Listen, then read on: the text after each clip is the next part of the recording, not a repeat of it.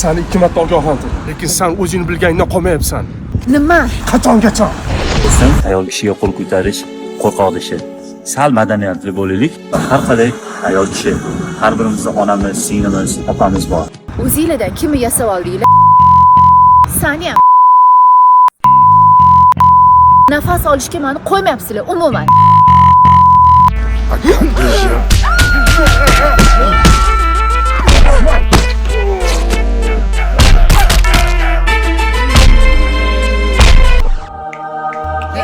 Hayol surmaylar. Ayol kishini kiyimiga qarab emas, qalbiga, madaniyatiga, tarbiyasiga e'tibor bering. Shu muhim.